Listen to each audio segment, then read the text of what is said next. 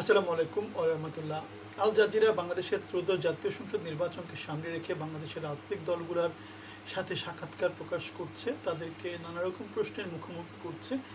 কিছুদিন আগে জামাতের আমির ডক্টর শফিকুর রহমানের সাক্ষাৎকার নিয়েছিল, আজকে তারেক রহমানের সাক্ষাৎকার নেওয়ার কথা ছিল, কিন্তু তারেক রহমান হয়তোবা কোনো কাজে বিজি ছিলেন অথবা তিনি এড়াতে চেয়েছেন এটাকে, এবং যার জন্য আমরা দেখেছি মির্জা ফখরুলকে এই সাক্ষাৎকারে আসতে দেখেছি।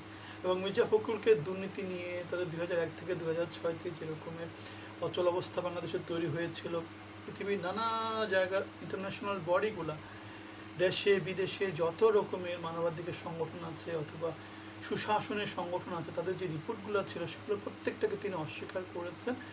1/11 সরকারের কার্যক্রমকে তিনি অস্বীকার করেছেন। 17 বছরের হাসিনার যেই কোর্টগুলার বিচার ব্যবস্থা সেগুলোকে তিনি অস্বীকার করেছেন। এবং আমরা যেটা দেখেছি বাংলাদেশে এক দল যায় আরেক দল আসে, যেরকম ব্যবসা করে আর কি, সেগুলাই এখানে আসছে আর কি। আমরা পুত পবিত্র, আমরা কিছুই করিনি। আবার দেখা যাবে যে 5 বছর যদি বিএনপি ক্ষমতায় যায়, তখন আবার একই রকম করে তাদের কলঙ্কিত অধ্যায় নানা রকম পত্রপত্রিকাতেই প্রকাশিত হবে, যেমন হাসিনারগুলো যেমন করে প্রকাশিত হচ্ছে। সুতরাং আল জাজিরা সাংবাদিক কথাটা ফখরুলকে বলেছেন যে আপনারা ইন্টারন্যাশনাল বডির, রেগুলেটরি বডির অথবা গভর্নেন্স, সুশাসনের জন্য যেগুলো আছে আর কি, গুড গভর্নেন্স, প্রত্যেকটা জিনিসকে আপনারা অস্বীকার করছেন। It does not look good, it does not look good. সুতরাং আমরা যেটা বলছি সেটা হচ্ছে গিয়ে বিএনপির রাজনীতিতে সামনে টিকে থাকাটা, তারেক জিয়ার আল জাজিরার সামনে না আসাটা, এগুলো সব কিছু দলের নেতৃত্বের মধ্যে অযোগ্যতাকে প্রকটভাবে প্রকাশ করছে। রাজনীতি এখন আর আগের মতো নেই। আমরা কিছুদিন আগে আল জাজিরাতে সম্ভবত জয়ের একটা সাক্ষাৎকার দেখেছিলাম। যোগ্যতা খুব সুন্দর করে সাক্ষাৎকারটা তিনি হ্যান্ডেল করেছিলেন, পৃথিবীর অন্যান্য দেশের রাজনীতিবিদরা যেভাবে হ্যান্ডেল করেন। সুতরাং আমি অনেকদিন ধরে অনেকগুলো ভিডিও করেছি যেখানে বলেছি সামনের রাজনীতিতে বিএনপি টিকে থাকাটা কেন কষ্টকর হয়ে যাবে। কারণ যোগ্যতার সাথে এতদিন বাংলাদেশ একরকম ছিল, সামনের বাংলাদেশের আগের মতো থাকবে না।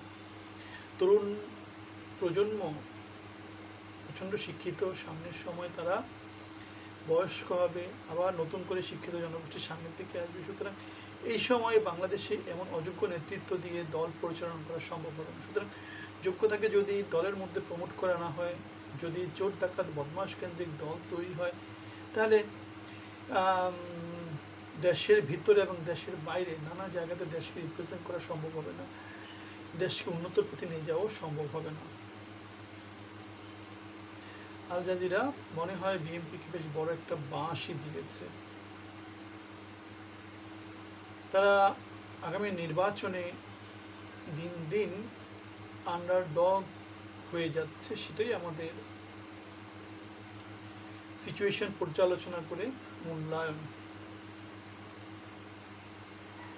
জামাত খেলা দেখিয়ে দিয়েছে, তাদের টুইটার অ্যাকাউন্ট আমিরের যে হ্যাক হয়েছে সেটার পিছনে তারা প্রমাণ করতে পেরেছে যে বঙ্গভবনের কোনো একজন আইটি প্রফেশনালস, আইটি এমপ্লয়ি যুক্ত ছিল, তার পার্সোনাল যে ডিভাইস সেটা যুক্ত ছিল, এবং সেজন্য ডিবি তাকে গ্রেপ্তার করেছে।